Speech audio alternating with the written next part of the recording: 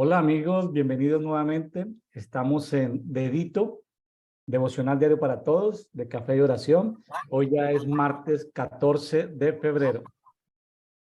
El día de hoy, según la lectura, la guía de lectura de la Biblia que estamos siguiendo en un año, nos corresponde estudiar 2 capítulos en Levítico y un medio capítulo en Mateo. Levítico 15, Levítico 16. El 15 es un tema medio complicado que habla sobre las impurezas, el tema del hombre. El 16 ya habla del día de la expiación, un tema más abierto, más agradable, pero bueno, igual ambos capítulos corresponden a la lectura de hoy, martes 14 de febrero, y estaremos en Mateo 27, del 1 al 30. Fíjense que empezamos el 1 de enero hasta Mateo y no hemos terminado. Apenas vamos a terminar esta semana, ya estamos en la parte final. Jesús en el palacio de Pilato, cuando Judas se ahorca. Bueno, el día de hoy tenemos por primera vez una persona emitiendo desde el territorio venezolano. Por primera vez en estas 8 meses que llevamos de Café y Oración, el programa de Edito, hemos tenido amigos venezolanos desde España, desde Estados Unidos, desde Argentina, pero es primera vez que desde el territorio venezolano estamos teniendo esta conversación de dedito, devocional, diario para todos. Yo aquí me estoy degustando un café negro. En Venezuela le dicen al café negro guayoyo, hasta donde yo me acuerdo, un nombre así como medio raro, uno no sabe ni eso qué significa, pero bueno. Les presento a María Alejandra Machado desde Barinas, Venezuela. Hola, mi estimada María Alejandra, bienvenida a Dedito. Gracias, pastor, gracias. Bendiciones, bueno, bendiciones para todos. Mi nombre es María Alejandra Machado. Vivo en Barinas, Venezuela. Siempre he vivido aquí desde que nací, gracias a Dios. Y bueno, estoy, muy feliz de compartir con usted, pastor. Es un honor que me haya invitado y bueno, le doy gracias a Dios. Gracias a Dios y qué bueno que es la primera persona de Venezuela que desde Venezuela graba. Yo le compartí el otro día que pudimos conversar, que yo estoy acá por dirección del Padre. El Padre me dijo pues que mi lugar era aquí en Venezuela y me habló a través de Jeremías 29 y me dio todas las indicaciones y bueno, de verdad que he visto, porque Él es fiel y he visto y he comprobado y he disfrutado de su fidelidad en todo este tiempo, de verdad que sí. Gracias, pastor. Amén. Gloria a Dios, pues el Señor es bueno. Él guarda a sus hijos donde quiera que estén. ¿Sí? Él guarda a sus hijos, los protege donde quiera que estén. Me alegro mucho, María Alejandra. Sí, para mí es un gusto porque hemos tenido cerca de 70 invitados de unas 12 naciones, pero no habíamos tenido desde territorio venezolano. Conozco Barinas, tierra hermosa, tierra de muchas aguas. Se parece mucho a los llanos orientales colombianos, las tierras de Casanare, que las conozco, temas de Yopal, Tauramena, conozco esas tierras hermosas de El Meta, Villavicencio. Esas tierras son benditas, son tierras donde baja mucha agua de la montaña y los valles son muy fértiles, territorio muy hermoso. Tuve la oportunidad de trabajar en una empresa multinacional en la ciudad de Caracas, cuando Caracas era la capital de América Latina. Estuve allá un año en Caracas. Conozco la mayoría de los estados venezolanos por trabajo y tuve la oportunidad de volver a Venezuela, ya en otras actividades más bien de tipo de compromisos espirituales. Bueno, en fin, conozco Venezuela, amo la comida venezolana. Yo he dicho y sostengo el eslogan de que el que no tenga un amigo venezolano está incompleto. Los venezolanos son la gente más alegre del planeta Tierra. Ahora, no conozco los 150 naciones. Por mi trabajo tuve contacto con gente de 60 países y de esa multinacional, 60 países, porque tenía un cargo que tenía que ver con los 60 países. la gente más alegre, la gente más práctica, suena raro decirlo, pero la gente más pragmática es la gente venezolana. Una mezcla de culturas italianas, portuguesas, caribeñas, bueno, españolas, un mestizaje perfecto. Una cosa, una cosa muy hermosa, la cultura venezolana.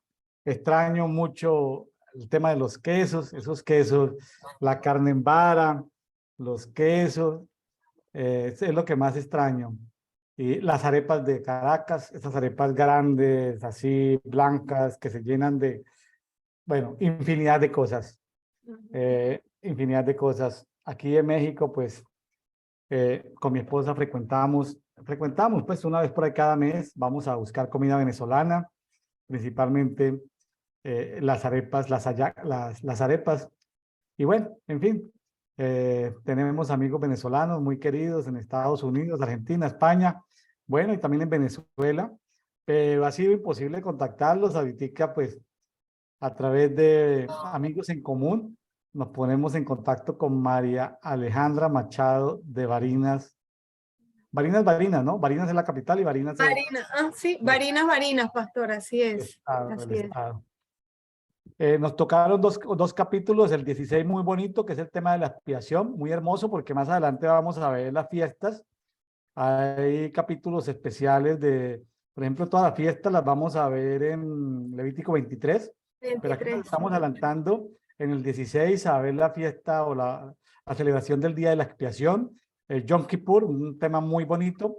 Nos tocó un tema un poco incómodo, que es el del 15, pero antes de empezar, pues no sé si quieras compartirnos algo de lo que yo hablé de cultura, de comida, no sé si quieras compartir algo adicional o nos vamos ya con Levítico 15, como quieras. Bueno, pastor, usted sabe que yo siempre me preguntaba, yo viajaba y yo decía, bueno, uno viaja para otros países y de verdad que hay comidas de todas partes, pero la venezolana nunca, ¿verdad?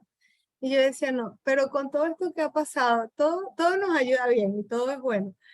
Es muy lindo porque la última vez que fui a Argentina, que fui a Chile, me daba risa porque decían harina pan venezolana, arepa venezolana, los tequeños y malta venezolanos. Entonces yo decía, wow, mira cómo la gente ha aceptado esas comidas que para uno eran tan sencillas y hay personas que les gusta. Me Claro. sorprendió muy gratamente que a los argentinos les gustan mucho las arepas.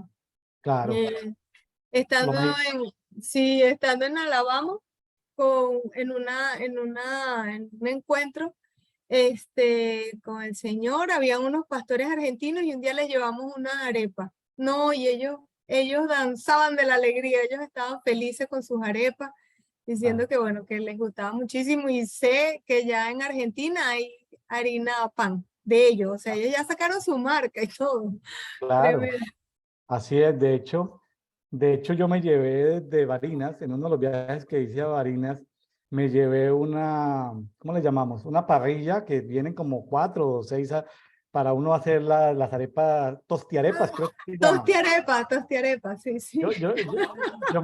Yo llevé varios tostiarepas desde Venezuela para Medellín. Allá se quedaron de Medellín los tostiarepas. No los he visto en México, pero faltan emprendedores venezolanos que nos envíen tostiarepas de lo que me llevé de Barinas. Un invento venezolano, ¿no? Espectacular la comida. Lo que son las arepas, aquí también compramos tequeños, aquí conseguimos tequeños, hechos por gente del estado de Lara.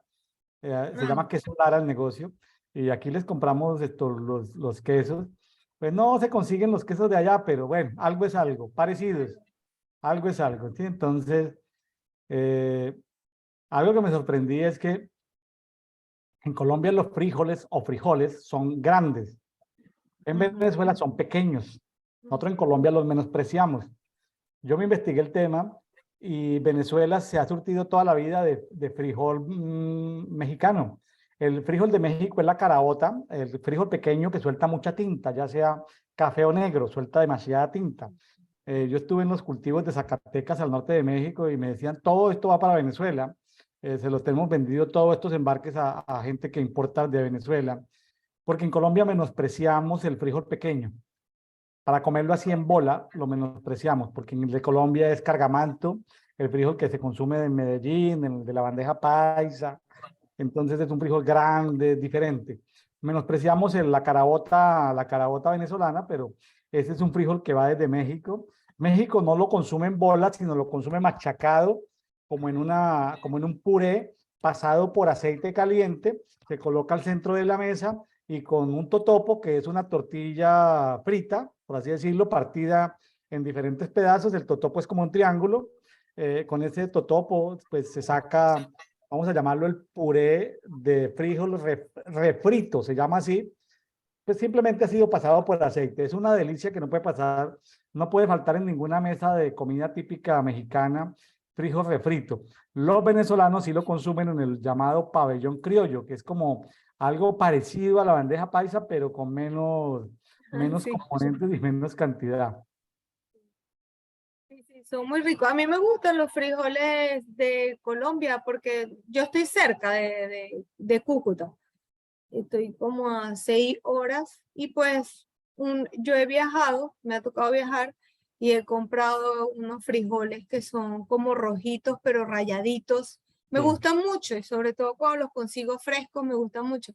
Yo soy de Lara, que estaba diciendo de los pequeños larenses. Mi familia es larense, estamos aquí por cuestiones de trabajo de mi papá cuando estábamos pequeños y aquí nos quedamos. Y allá en Lara, pues una de las comidas más fuertes son los granos, las caraotas, o sea, todo tipo de grano. Entonces, yo en Colombia me da risa porque yo me traía mis bolsitas de frijoles frescos porque nos gusta muchísimo, pero lo comemos como sopa, no como puré, sino, y Sí, no así sequito, sino como sopa. Y bueno, sí. Diferentes vertientes, sí. Lo que es el frijol, el aguacate y el maíz, pues bueno, no pueden estar en estas mesas porque vienen de culturas prehispánicas, ¿no? Esas son mezclas de tradiciones prehispánicas que todavía nos quedan por aquí. Aquí en México ya se inventaron que como le echan piedra molida caliza a la arepita mini delgada, entonces con cal, es decir, con piedra, eso es lo que le da flexibilidad para que no se parta la tortillita. La tortillita es una arepita minúscula, ¿sí? Muy delgadita.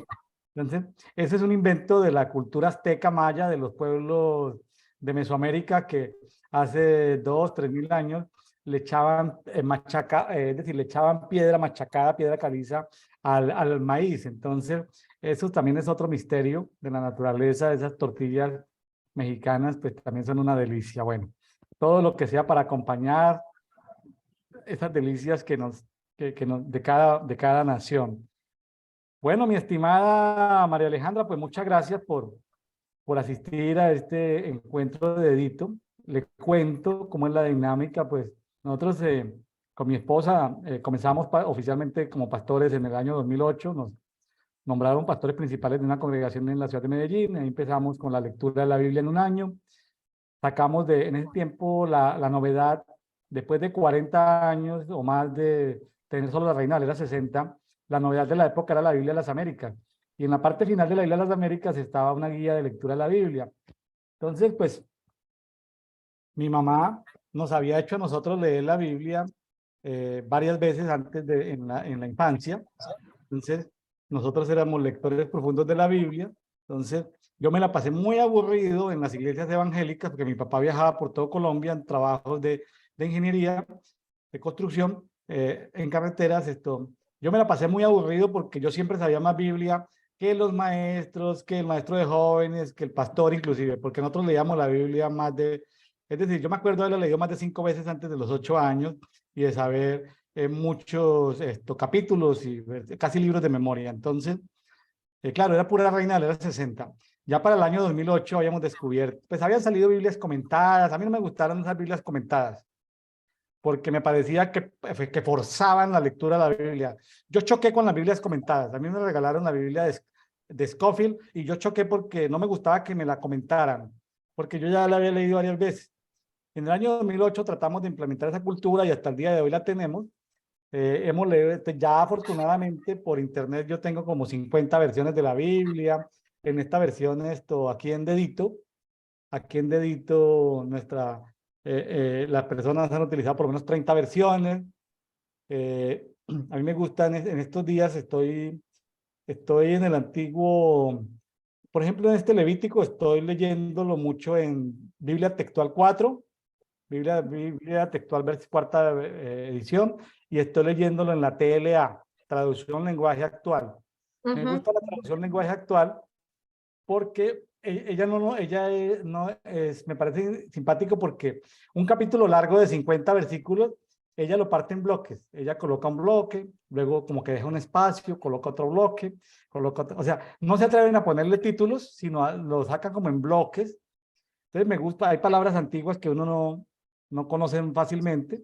Entonces estoy listo para buscar nombres, para buscar lugares en la Textual 4.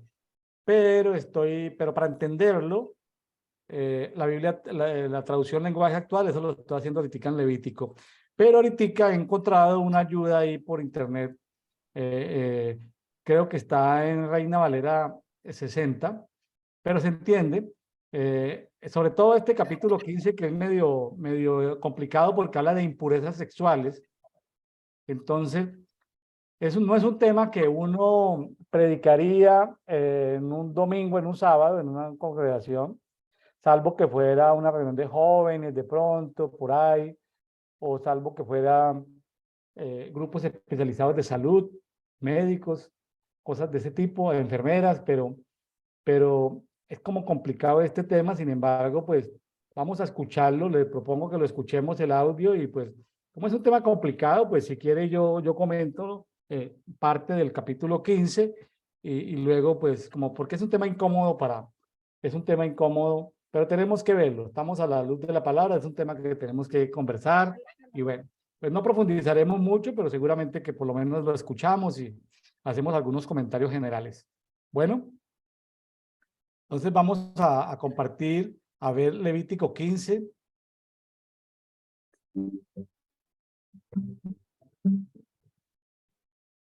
Levítico capítulo 15. Habló Jehová a Moisés y a Aarón, diciendo: Hablad a los hijos de Israel y decidles: cualquier varón, cuando tuviere flujo de semen, será inmundo. Y esta será su inmundicia en su flujo, sea que su cuerpo destiló a causa de su flujo, o que deje de destilar a causa de su flujo, él será inmundo. Toda cama en que se acostare el que tuviere flujo, será inmunda. Y toda cosa sobre que se sentaré, inmunda será. Y cualquiera que tocaré su cama lavará sus vestidos. Se lavará también a sí mismo con agua, y será inmundo hasta la noche. Y el que se sentaré sobre aquello en que se hubiere sentado el que tiene flujo, lavará sus vestidos, se lavará también a sí mismo con agua, y será inmundo hasta la noche.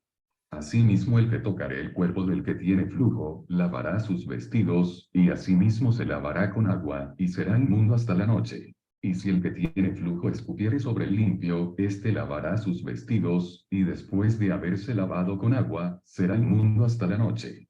Y toda montura sobre que cabalgar el que tuviere flujo será inmunda.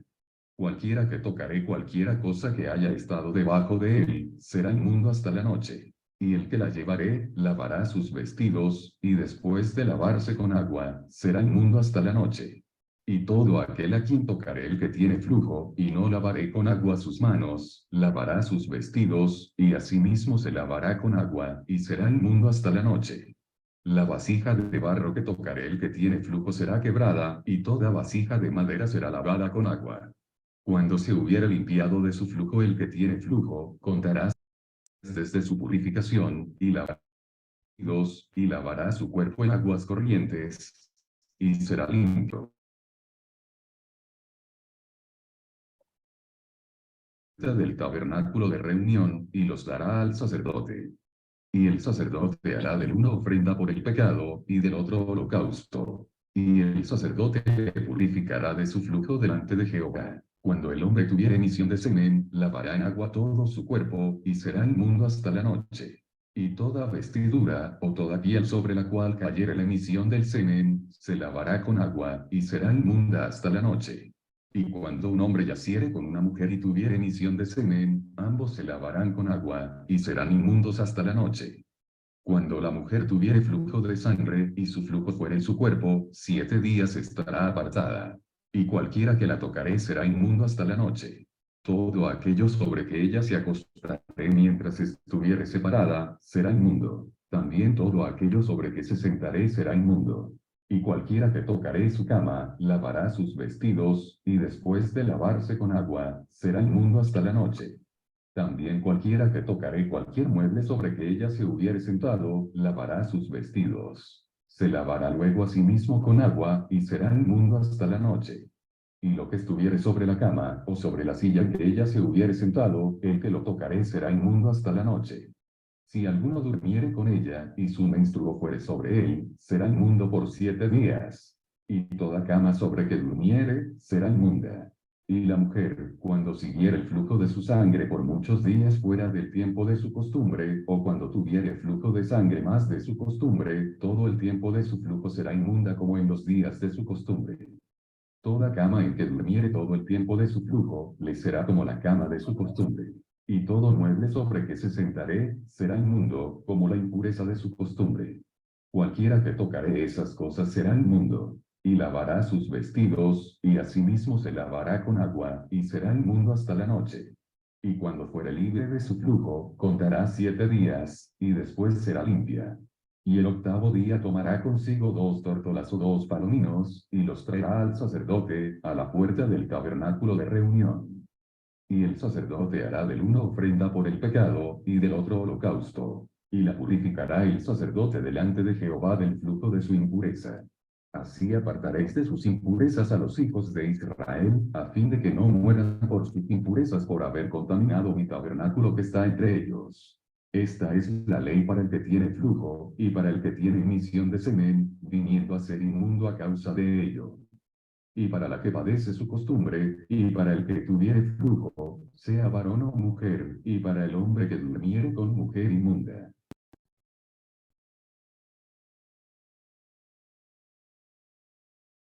Bueno, un tema medio complicado. Un tema medio complicado este tema porque habla de dos, vamos a llamarlos impurezas o contaminaciones. En el caso del hombre, aquí aparece, por ejemplo, en la Biblia textual, se habla de una enfermedad, dice aquí, se habla aquí de enfermedades que tienen que ver con el hombre y con el flujo de sangre en la mujer.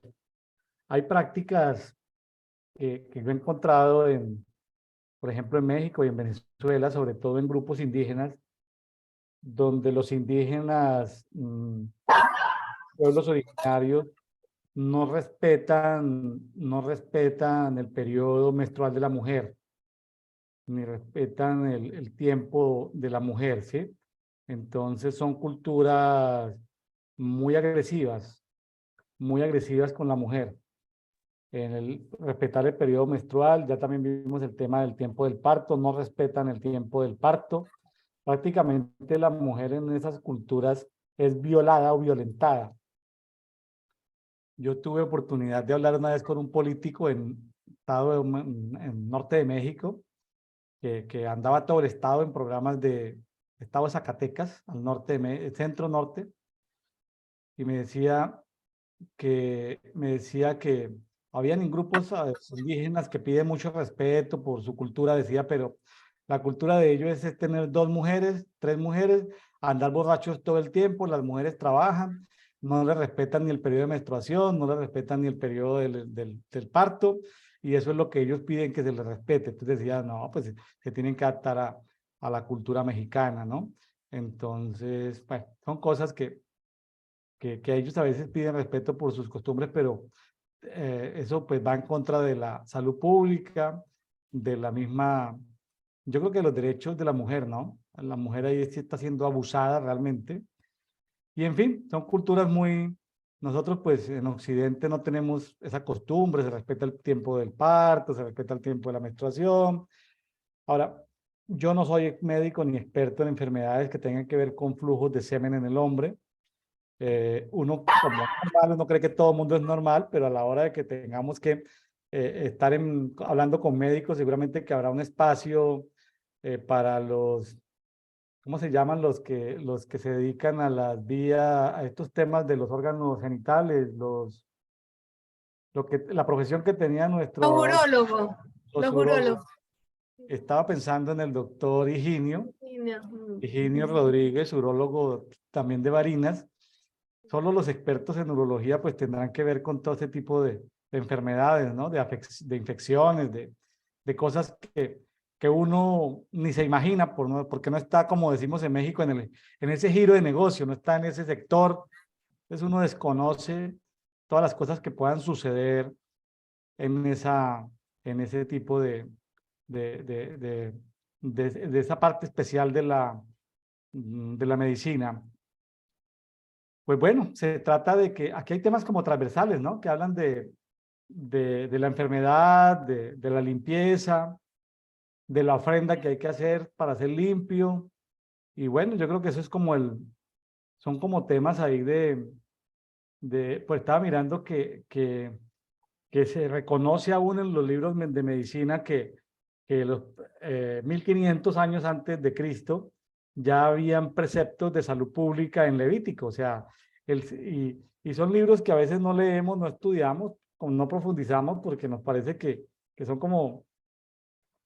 que fueron como históricos, pero qué bueno que hasta la misma gente, los mismos libros de medicina hablan de la historia de la medicina, reconocen que estos fueron principios de salud pública aplicados en esos tiempos y que sirven, en la historia de la medicina sirven porque Dios, imaginémonos que han estado 430 años en una cultura donde comían de todo, o sea, de todo, habían ceremonias de bestialismo, o sea, cosas feas, adoraban a otros dioses, Dios necesitaba sacarlos al desierto, sacudirlos, procesarlos, darles una nueva cultura para luego instalarlos en la tierra. O sea, es un tema de cambio cultural muy fuerte.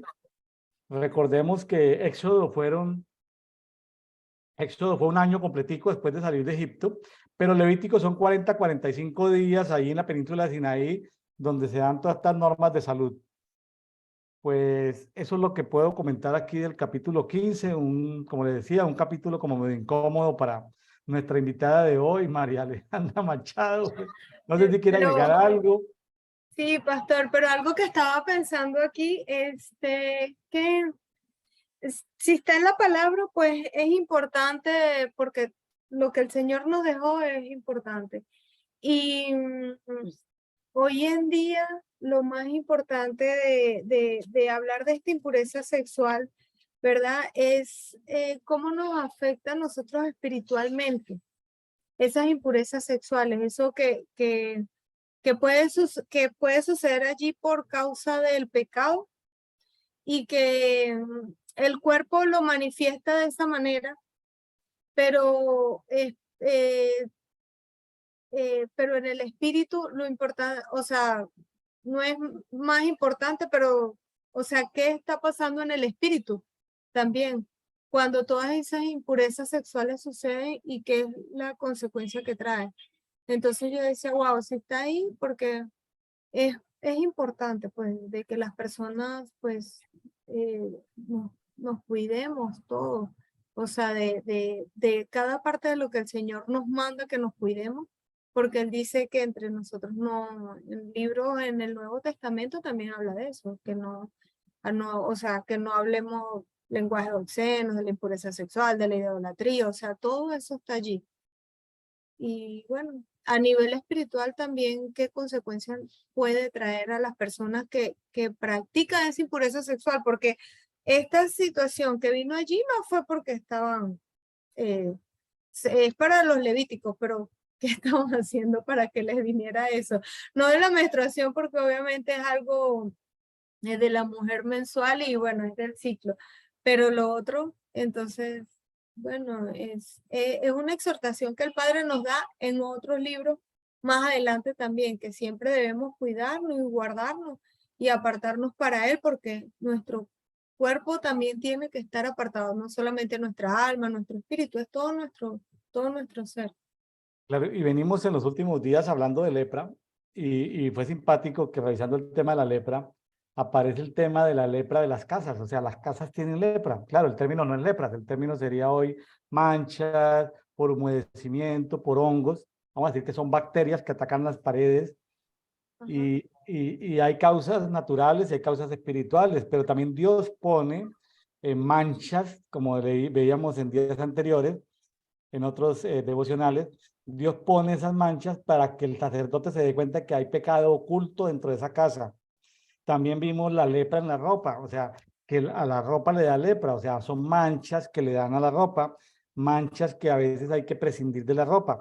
Entonces, qué interesante ver eso, ¿no? Que cómo se puede reparar una prenda de ropa o una casa. La casa, pues, es un vestido para nosotros, la casa, porque no nos da el sereno, no nos da la lluvia, no nos da el sol, es una protección. Luego viene el tema de las vestiduras, pero también habla de la hinchazón, de todo lo que es inflamación, problemas de la piel, lepra de la piel. Y aunque los médicos hablan de Hansen, los escritos antiguos en el Talmud, en la Mishnah, hablan de problemas de murmuración. ¿Cómo los problemas de murmuración? Porque ahí vemos, creo que en número 12 aparece donde Miriam y Aarón salieron con problemas en la piel, con lepra por estar hablando y murmurando de Moisés. Entonces, al parecer es todo un tema de vestir, o sea, un tema de lepra en la casa, en el vestido, en la piel. Qué interesante todo eso y cómo hay temas de limpieza y cómo hay ofrendas. Aquí también habría que dar dos tipos de ofrendas, la ofrenda para el holocausto y la ofrenda para el pecado. O sea, una para en honor a Dios y otra para quitar el pecado. Interesante eso. Entonces,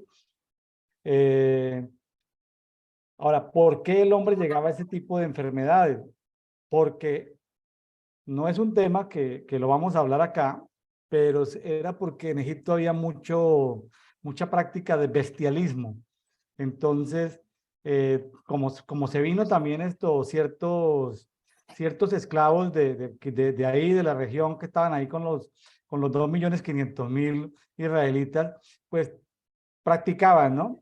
Habían ciertas prácticas de iniquidad, de perversión, de cosas, de tradición. Entonces, así como el ébola que surgió en África fue porque aparecieron estos hombres queriendo tener relaciones con gorilas y bueno, unas cosas que a uno le parecen monstruosas, pero que ahorita en este tiempo, en los países más progresistas o más liberales, se está autorizando matrimonios con gatos, con osos, con perros, con gatos. En fin, eso hace parte como de lo que nosotros decimos, que el ser humano está como entrando en una espiral de volver como a esa decadencia del bestialismo y de tanta cosa. Y bueno, no es el tema de hoy, pero son temas medio complicados. Yo creo que son temas de salud pública, de cuidarnos. Pero es posible que nuestros padres o nuestros ancestros no se hayan cuidado, entonces ahí viene la limpieza de iniquidad. Entonces ahí hay otros temas que hemos heredado sin querer queriendo, como dice aquí la tradición mexicana, sin querer queriendo. Entonces, en fin, que el Señor nos ayude para limpiarnos, porque y hay gente que juega como a que hoy en día las cosas son más suaves, pero no, si el adulterio en ese tiempo era adulterar, ahorita solo con mirar y desear ya se adultera en el corazón. O sea, ahorita como que es más complicado, como que es más pesado el tema de administrar los ojos. Como decía un maestro, un gerente de un banco que fue maestro de jóvenes míos cuando yo era joven, decía este gerente de banco, decía que contrataban en el banco mujeres por 6 meses a hacer sus prácticas universitarias. Decían que cuando ellas iban a terminar la práctica, pues estaba la decisión del gerente de si les dejaba un cargo administrativo dentro del banco. Entonces, faltando 15 días para un mes para terminar sus prácticas, iban con descotes o iban con minifaldas. Entonces, él nos enseñaba a nosotros los jóvenes, nos decía: tú no eres culpable de la primera mirada porque el diablo es puerco, entre comillas. Tú no eres culpable de la primera mirada, pero tú sí eres culpable de la segunda mirada. Eso me lo enseñaron a los 15, 16 años y eso se me quedó grabado toda la vida. Yo soy culpable de la segunda mirada. Entonces, yo, es decir, eso me quedó tan impregnado que yo sé que si una imagen llega por cualquier cosa, que la primera mirada, pues, es decir, hay cosas que uno no puede rechazar, pues, son fortuitas, ¿no? Pero que uno sí puede rechazar la segunda mirada, es decir, cómo administramos la vista, cómo administramos el oído, cómo administramos todos estos tipos, porque, y eso lo hablábamos una vez con el pastor Higinio, amigo mío, pastor de Barinas, como me hablaba de que había muchos problemas en la urología, porque yo nunca me había hecho un examen de eso, ni me lo he hecho todavía, pero él me hablaba de cosas y me decía cómo la pornografía, cómo la pornografía era la madre de muchas enfermedades del sistema de reproducción sexual en el hombre. O sea, la pornografía bajaba como las defensas para que la persona se enfermara de 1000 enfermedades. Es decir, y uno dice, pero sí, la pornografía como que abría la puerta. Es un tema que pues se habla entre hombres, un pastor a pastor, un pastor médico con alguien que ha estado en círculos trabajando con médicos, pero en temas administrativos, pero en fin. Y eso es bueno que pues si alguien lo está escuchando, pues sepa que la pornografía es ahorita la enfermedad visual de estos tiempos, ¿no?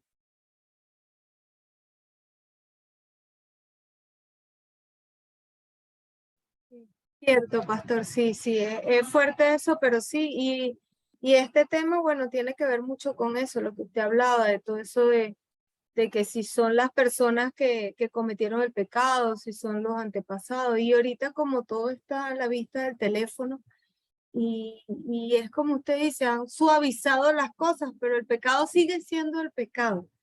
Pero a través de las redes sociales y a través de la publicidad que se le ha venido dando, han querido como, yo siempre les digo como anestesiar la conciencia, porque van colocando las cosas como que, esto no está tan malo, y entonces colocan una película colorida, linda, que pareciera familiar, y al mismo tiempo, pues van metiendo las cosas muy sutilmente, y bueno, hasta que llega el momento que la gente no lo ve malo.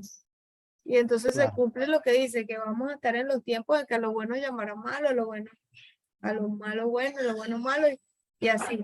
Entonces sí es tremendo eso. Lo de las redes, lo de las películas, cómo lo van. Ujú. Y es simpático que hoy es 14 de febrero, que se celebra en Estados Unidos el Día de San Valentín, que en otros países es reconocido como algo así como el Día del Amor y la Amistad. Hace un año, justamente, después el Señor nos estuvo revisando temas del ayuno, y en el ayuno nos habló de las vestiduras, de las revestiduras, de las investiduras, todos estos temas, y llegando en este tiempo, nos alertaba sobre lo que pasa en febrero, que en febrero, esto de San Valentín es una expresión a la anglosajona de lo que sucede en América Latina con los carnavales. Es decir, la celebración del 2 de febrero de la Virgen de las Candelas dispara todo un tema de inmundicia sexual en todo el mundo, ¿no? Y se estaba confrontando también algo, porque Diana de los Efesios, que es la misma señora de las candelas, de la Candelaria, que es la misma Diana de los Efesios, pues tiene que ver con Ajenjo, ¿no? Y el Ajenjo tenía que ver con Chernobyl. Hace un año, por esta época, ya sabíamos, en algunos grupos privados, ya sabíamos que lo que se iba a que la guerra de Ucrania y Rusia era inminente por el tema de la inmundicia sexual en la que había entrado Ucrania.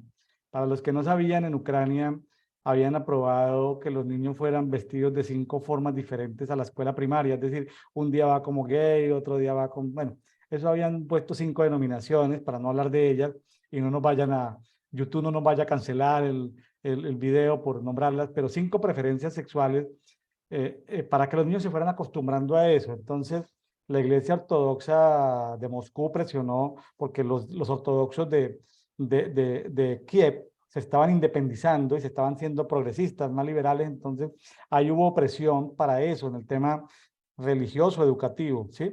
Ahora, uno dice, pero ¿por qué la guerra? ¿Por qué estas cosas? Pues porque hay unos trasfondos espirituales fuertes, sabíamos, hace un año, el 14 de febrero que era inminente la guerra. Yo para el 14 de hace un año sabía que no terminaba febrero sin que hubiera una intervención militar allí, y en eso estuvimos hace un año, y vea, justamente hoy coincide que es el día de la...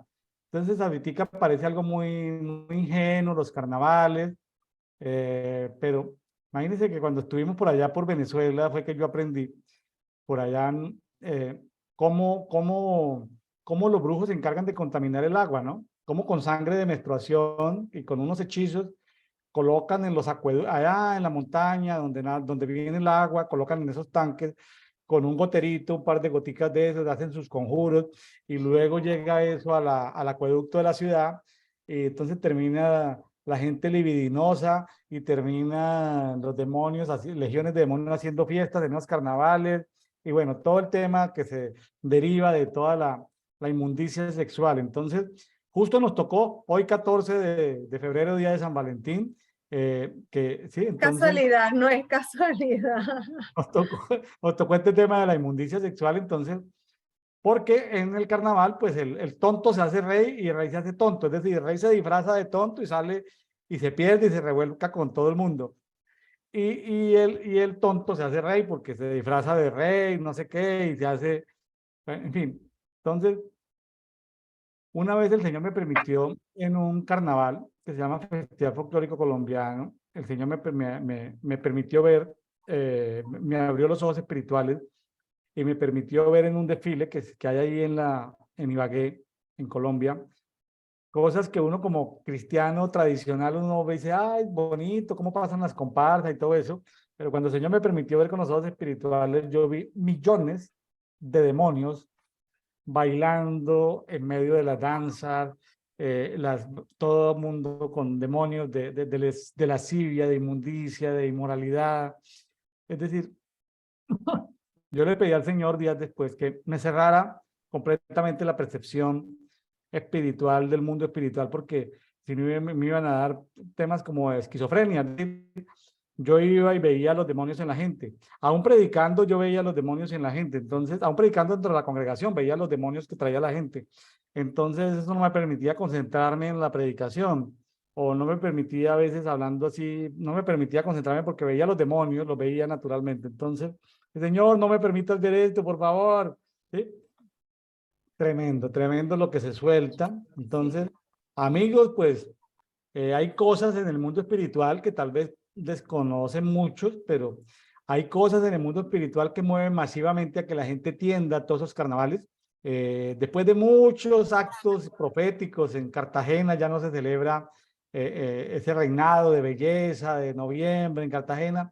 Eso han habido 20 años de profetas haciendo cosas para que la cosa disminuya. Ya eso, o sea, esos carnavales ya no le llaman la atención a mucha gente. Eso hay que hacer muchas actividades para poder ir, que las tinieblas, ya los gobiernos no asignan presupuesto, ya no les interesa, las cadenas de televisión ya no quieren gastar dinero en eso, la gente está pensando en otras cosas. Entonces, eso va disminuyendo. Pero todas esas expresiones de folclore,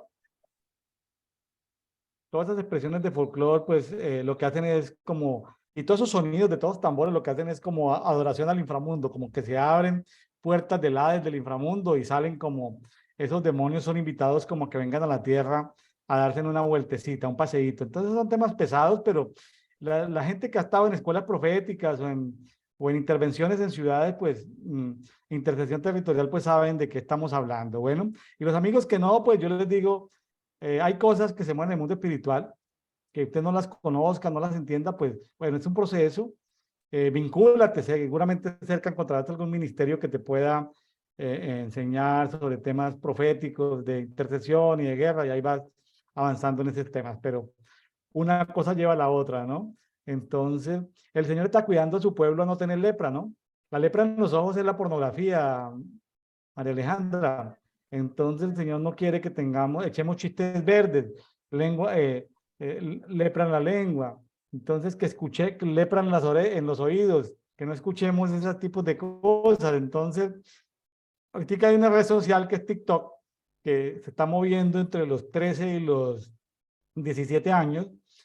En Alemania los mayores compradores de piedras mágicas, piedras que se compran para hacer brujería, hechicería, nueva era, hinduismo, todo eso, son adolescentes entre los 13 y los 17 años que van y compran piedras, porque todos sus ídolos, sus héroes que aparecen en TikTok, toda la gente, todas las estrellas de cine, de televisión, todos promueven en TikTok las tales piedras mágicas en Alemania. Entonces, hay todo un boom de piedras mágicas en Alemania y el mercado que está comprando eso son niños y niñas de los 13 a los 17 años porque sus ídolos lo difunden en TikTok. Y los padres que no tienen, no saben ni, no tienen ni la más remota idea de que es TikTok, pues llevan al niño a comprarle sus brujerías y sus hechicerías porque están ahí en esas redes sociales. Entonces, fíjense la contaminación a la cual nos exponemos de manera, bueno, las tinieblas también se van reinventando, ¿no? Van encontrando la manera de cómo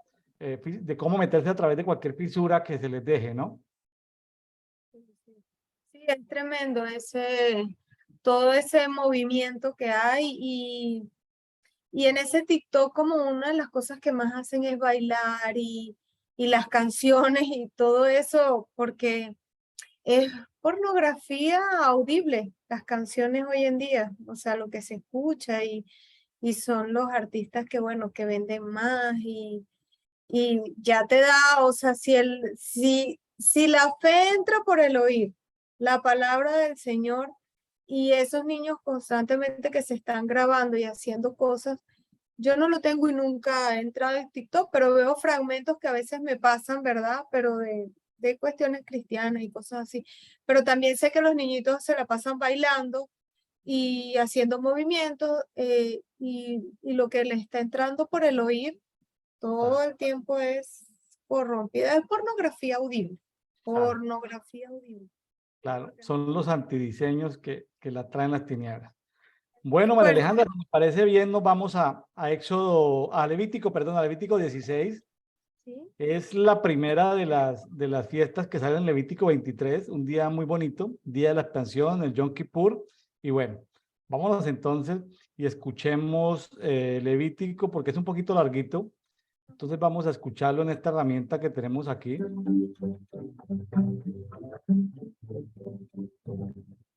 Levítico capítulo 16. Habló Jehová a Moisés después de la muerte de los dos hijos de Aarón, cuando se acercaron delante de Jehová, y murieron. Y Jehová dijo a Moisés: Di a Aarón tu hermano, que no en todo tiempo entre en el santuario detrás del velo, delante del propiciatorio que está sobre el arca, para que no muera. Porque yo apareceré en la nube sobre el propiciatorio. Con esto entrará Aarón en el santuario, con un becerro para expiación, y un carnero para holocausto. Se vestirá la túnica santa de lino, y sobre su cuerpo tendrá calzoncillos de lino, y se ceñirá el cinto de lino, y con la mitra de lino se cubrirá. Son las santas vestiduras. Con ellas se ha de vestir después de lavar su cuerpo con agua. Y de la congregación de los hijos de Israel tomará 2 machos cabríos para expiación, y un carnero para holocausto. Y hará traer Aarón el becerro de la expiación que es suyo, y hará la reconciliación por sí y por su casa.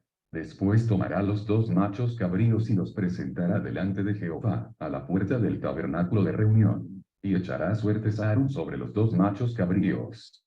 Una suerte por Jehová, y otra suerte por Azazel. Y hará traer Aarón el macho cabrío sobre el cual cayere la suerte por Jehová, y lo ofrecerá en expiación. Mas el macho cabrío sobre el cual cayere la suerte por Azazel, lo presentará vivo delante de Jehová para hacer la reconciliación sobre él, para enviarlo a Azazel al desierto. Y hará traer Aarón el becerro que era para expiación suya, y hará la reconciliación por sí y por su casa, y degollará en expiación el becerro que es suyo. Después tomará un incensario lleno de brasas de fuego del altar de delante de Jehová, y sus puños llenos del perfume aromático molido, y lo llevará detrás del velo. Y pondrá el perfume sobre el fuego delante de Jehová, y la nube del perfume cubrirá el propiciatorio que está sobre el testimonio, para que no muera. Tomará luego de la sangre del becerro, y la rociará con su dedo hacia el propiciatorio al lado oriental. Hacia el propiciatorio esparcirá con su dedo 7 veces de aquella sangre. Después degollará el macho cabrío en expiación por el pecado del pueblo, y llevará la sangre detrás del velo adentro, y hará de la sangre como hizo con la sangre del becerro, y la esparcirá sobre el propiciatorio y delante del propiciatorio. Así purificará el santuario, a causa de las impurezas de los hijos de Israel, de sus rebeliones y de todos sus pecados. De la misma manera hará también al tabernáculo de reunión, el cual reside entre ellos en medio de sus impurezas. Ningún hombre estará en el tabernáculo de reunión cuando él entre a hacer la expiación en el santuario, hasta que él salga, y haya hecho la expiación por sí, por su casa y por toda la congregación de Israel. Y saldrá al altar que está delante de Jehová, y lo expiará, y tomará de la sangre del becerro y de la sangre del macho cabrío, y la pondrá sobre los cuernos del altar alrededor. Y esparcirá sobre él de la sangre con sus dedos 7 veces, y lo limpiará, y lo santificará de las inmundicias de los hijos de Israel. Cuando hubiera acabado de expiar el santuario y el tabernáculo de reunión y el altar, hará traer el macho cabrío vivo, y pondrá Aarón sus 2 manos sobre la cabeza del macho cabrío vivo, y confesará sobre él todas las iniquidades de los hijos de Israel, todas sus rebeliones y todos sus pecados, poniéndolos así sobre la cabeza del macho cabrío, y lo enviará al desierto por mano de un hombre destinado para esto. Y aquel macho cabrío llevará sobre sí todas las iniquidades de ellos a tierra inhabitada, y dejará ir el macho cabrío por el desierto. Después vendrá Aarón al tabernáculo de reunión, y se quitará las vestiduras de lino que había vestido para entrar en el santuario, y las pondrá allí. Lavará luego su cuerpo con agua en el lugar del santuario, y después de ponerse sus vestidos saldrá, y hará su holocausto, y el holocausto del pueblo, y hará la expiación por sí y por el pueblo, y quemará en el altar la grosura del sacrificio por el pecado. El que hubiere llevado el macho cabrío a Azazel, lavará sus vestidos, lavará también con agua su cuerpo, y después entrará en el campamento. Y sacarán fuera del campamento el becerro y el macho cabrío inmolados por el pecado, cuya sangre fue llevada al santuario para hacer la expiación. Y quemarán en el fuego su piel, su carne y su estiércol. El que los quemare lavará sus vestidos, lavará también su cuerpo con agua, y después podrá entrar en el campamento. Y esto tendréis por estatuto perpetuo. En el mes séptimo, a los 10 días del mes, afligiréis vuestras almas, y ninguna obra haréis, ni el natural ni el extranjero que mora entre vosotros. Porque en este día se hará expiación por vosotros, y seréis limpios de todos vuestros pecados delante de Jehová. Día de reposo es para vosotros, y afligiréis vuestras almas. Es estatuto perpetuo. Hará la expiación el sacerdote que fuere ungido y consagrado para ser sacerdote en lugar de su padre, y se vestirá las vestiduras de lino, las vestiduras sagradas, y hará la expiación por el santuario santo, y el tabernáculo de reunión. También hará expiación por el altar, por los sacerdotes y por todo el pueblo de la congregación. Y esto tendréis como estatuto perpetuo, para hacer expiación una vez al año por todos los pecados de Israel. Y Moisés lo hizo como Jehová le mandó.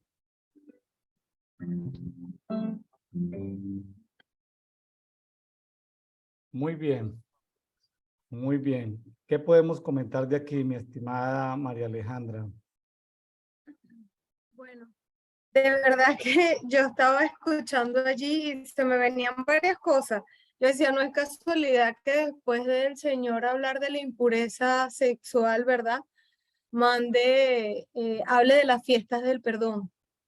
Y esto es tremendo porque lo que usted comentaba, algo de las fiestas del carnaval, ¿verdad? Y son fiestas paganas, pero por cultura, pues todo el mundo las celebraba, pues lo que no, yo no nací en una casa, pues creyente y pues practicaba, o sea, celebrábamos el carnaval, la Semana Santa y todas las fiestas, así el día del espíritu de la Navidad había y todas esas cosas. Y algo que se me venía a la mente, en la congregación donde yo antes estaba, ¿verdad? Que hoy en día pues me congrego es online, no me hablaron nunca de las fiestas del Señor, pero un día el Señor me inquietó en a investigar acerca de sus fiestas, ¿verdad? De las 7 fiestas que están establecidas y que Él manda que celebremos perpetuamente. Y es muy lindo porque yo al principio, la persona que yo busqué para que me enseñara de la fiesta, él me decía, pero es que ya no hay que hacerlo, ¿verdad? Y él me enseñaba. Y el Señor me dijo que celebrara la fiesta, ¿verdad? Que comenzara a celebrar la fiesta por un tema de alineamiento, ¿verdad? Para alinearme a su tiempo. Porque a causa de que yo había celebrado toda la fiesta antes de ser cristiana, antes de llegar a los pies de Cristo, y yo celebraba la fiesta de los carnavales, que tienen que ver mucho con, que estábamos hablando aquí con la impureza sexual y todo eso. Uno iba a las caravanas, hacía comparsas, o sea, o todas ferias que se celebran culturalmente. Y yo decía que qué tremendo como el Señor, a través de sus fiestas, Él nos alinea a su tiempo, a su diseño, porque muchas veces estamos en Él, pero pues anda la gente desalineada. Y es una fiesta muy linda porque, bueno, es la oportunidad que el Señor nos da para una vez al año, bueno, que yo lo practico siempre para ponernos a cuenta, o sea, para celebrar que Él, no para ponernos a cuenta, sino para celebrar como como Jesucristo vino y nos perdonó.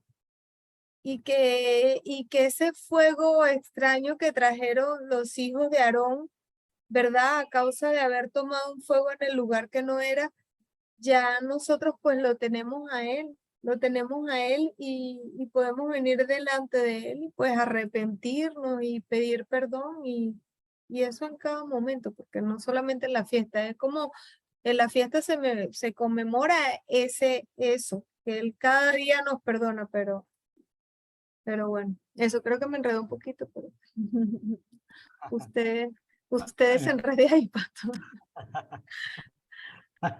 Mira, que esto de la expiación, hablando del contexto de hoy, ¿no? Hoy en día, los judíos del judaísmo y los judíos laicos celebran el día de la expiación, porque es el día del perdón. O sea, hasta el laico, hasta el que no practica el judaísmo, por si acaso se meten en la celebración del día de la expiación, que es el día del perdón, conocida comúnmente por su nombre en hebreo, ¿no? Yom Kippur, el Yom Kippur de septiembre, octubre, por allá. Entonces la gente está pendiente del Yom Kippur, es el día más importante para los judíos de la actualidad. Es una de las fiestas o en las celebraciones a perpetuidad que había que tener, que están ahí en Levítico 23, más adelante lo vamos a ver en esta semana entrante, vamos a ver Levítico 23, pero es interesante cómo empieza el 16:1, dice después de la muerte de los hijos de Aarón. O sea, había algo que había, ¿por qué? Porque estaban en el lugar incorrecto, seguramente entraban al lugar santísimo. De la manera incorrecta, seguramente estaban mal vestidos. Como se aclara por ahí en otro pasaje que no beberéis licor, pues la gente a veces lo asume, pero la palabra no es clara, da esa pista, pero no es esto concluyente de que era porque estaban alicorados, o estaban en el lugar equivocado, en el tiempo equivocado, con las ropas equivocadas, o alicorados, bueno, todas las posibilidades. Entonces ahí aparece ese recuerdo. Y recordemos que la presencia de Dios estaba en el arca, ¿no? Ahí dice en el 2, hablaba de que todo el tiempo estaba la presencia de Dios ahí sobre el arca, en el lugar santísimo, pero el lugar santísimo no lo podía visitar sino el sumo sacerdote una vez al año. Recordemos, el tabernáculo se componía de atrio exterior, lugar santo y lugar santísimo. El lugar santísimo, que era donde estaba el cofre del pacto, el arca del pacto, y algunos elementos dentro del cofre, no podía ser visitado sino una vez al año. Entonces había que saberlo hacer. Inclusive la ropa con la que iba el sacerdote era diferente. Ya estudiábamos el tema de las vestiduras sacerdotales, pero la vestidura para entrar ese día al lugar santísimo era diferente. Ahora, el sacerdote tenía que traer una ofrenda, ¿sí? Diferente vestidura, y en todo esto pues hay que hacer expiación, y aquí las cosas misteriosas es que hay que hacer expiación por el lugar físico, pero también por el sacerdote, pero también por el pueblo. O sea, había que hacer expiación por el territorio y por las personas. Entonces, a veces cuando encuentra uno gente que critica los movimientos proféticos que dicen, no, pero eso está liberando un territorio. Pero aquí hay un principio de que si el territorio había que de alguna manera limpiarlo o ponerlo en reconciliación con Dios es porque el territorio tiene un problema con Dios. Entonces, el ministerio de la reconciliación no es solamente de Dios con los seres humanos, también es con todos los reinos de la naturaleza, el reino mineral, vegetal, las aguas, los planetas, etcétera, etcétera. Entonces es una reconciliación global, ¿sí? Entonces, claro, en la visión evangélica, pues no se ve sino la relación de la parte de la parte humana, ¿no? El Dios muy humano, pero bueno, la reconciliación es global. Entonces, aquí aparece algo simpático porque aparece un personaje del mundo espiritual llamado Azazel, lo que se llama hoy chivo expiatorio. O sea, de los dos estos animalitos, había uno que era sacrificado, pero el otro se sacaba fuera del tabernáculo y se llevaba al desierto y se lo entregaban a Azazel. Azazel, pues la Biblia no tiene más información aquí. La única información que hay está en el libro de Enoc, que habla de que Azazel era uno de los ángeles caídos, que Enoc más o menos es un libro ahí apreciado por la religión copta, los maronitas, por allá ortodoxos de Oriente, la iglesia de Etiopía acepta Enoc, los demás cánones no aceptan el libro de Enoc, y por allá hay algo medio raro, un tal Apocalipsis de Abraham, que no lo acepta casi nadie, porque es algo así como muy gnóstico, pero también habla del tal Azazel. El tal Azazel es un demonio que, según la tradición, se dice que fue el que encarnó, el que engañó a la mujer y al hombre, fue Azazel. Azazel fue o sea, y uno dice, pero la serpiente, pues, de acuerdo a escrituras antiguas,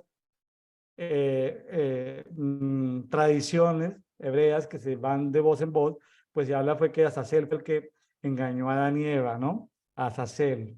Entonces aquí vemos, después de las impurezas, ¿no? Después de todas esas impurezas, le entregan a ese engañador, el engañador está separado del pueblo, lo tienen a distancia, por razones desconocidas, Azazel estaba en el desierto, y le sueltan ese animalito que lleva todas las iniquidades, perversiones, transgresiones, rebeliones, se lo entregan a Azazel. ¿Qué hace Azazel con él? No tengo ni la más remota idea, la Biblia no lo dice, ¿sí? Pero es lo que hoy en día se conoce como chivo expiatorio. Como raro el tema, ¿no? Que le entreguen a Azazel eso, que le entreguen a Azazel eso. Es un tema como medio raro, pero ahí está. Lo interesante era que era el único día en que el sumo sacerdote podía entrar al lugar santísimo, pero si lo estudiamos cuando estuvimos estudiando Hebreos, que se rasgó el velo y que ya no va un sumo sacerdote solamente al lugar santísimo, sino que por lo que dice en Hebreos 4:16, en Hebreos 10:19 al 22, pues se habla de que al rasgarse ese velo ya nosotros podemos accesar a ese lugar santísimo. Claro, entonces alguien diría, no, pues chévere, ya podemos entrar al lugar santísimo. Yo le preguntaría, ¿has pensado en las ropas, de cómo vas a ir vestido? Porque las ropas espirituales sigue existiendo. Eso no es un tema del Antiguo Testamento, es un tema también del Nuevo Pacto, las ropas. Ah, ¿cómo vas a entrar a ese lugar santísimo? Las ropas. Otro tema, las ofrendas. Ah, ¿quieres entrar sin ofrendas? O sea, esos principios no se pierden.